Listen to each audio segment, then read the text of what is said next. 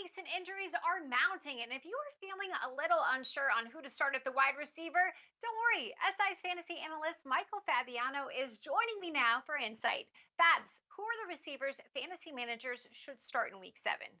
Well, let's start off with Terry McLaurin, who was my start of the week last week. Had a pretty good game, nearly 15 fantasy points. But this week, Kaitlin, he faces the Dallas Cowboys. And as much as I love the Dallas Cowboys, they stink.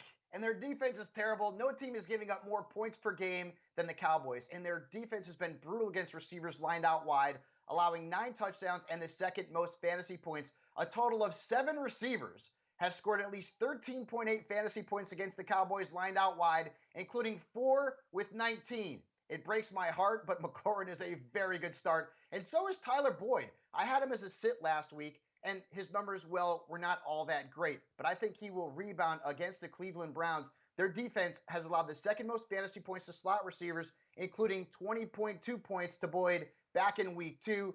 The Pittsburgh product has also put up an average of over 16 fantasy points per game in his last 4 games against Cleveland. So start Tyler Boyd. You talked about your Cowboys' tough defense. I'm sorry to bring it back up, but also McLaurin is the only decent starting option for Washington receivers. So tough matchup for your team. All right, but let's talk about the Yes. guys that definitely. Who are the guys that you're not a fan of this week, Fabs? Julian Edelman, I mean, he's been on a milk carton over the last 3 games, 7 catches, 66 yards, and no touchdowns.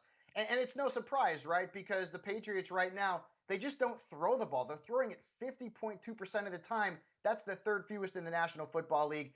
Edelman also has a tough matchup this week against the Niners, who just held fellow slot receiver Cooper Kupp to 3 catches and 11 yards last week. So Edelman, to me, at best, is probably a risk reward PPR flex. And then in that same game, Deebo Samuel. It was great to see him come back last week and put up a very nice stat line, his first of 2020. But this defense is very tough against receivers who are lined out wide. In fact, New England hasn't allowed a single receiver lined out wide to score more than 12 fantasy points in a game. Okay, that's called the Stephon Gilmore effect. So, like, I get it. Debo's a big name, and with 4 teams on a bye, maybe you have to play him. You don't have to like it. I temper my expectations for Deebo Samuel. Yeah, tough matchup against the Patriots. I hear you. If you have to play him, play him. If you don't, fade away. Thank you so much, Fabs. Appreciate it. And for you guys at home, for Sports Illustrated's award-winning weekly player rankings, get your membership to SI Fantasy Plus for just $14.99 a month.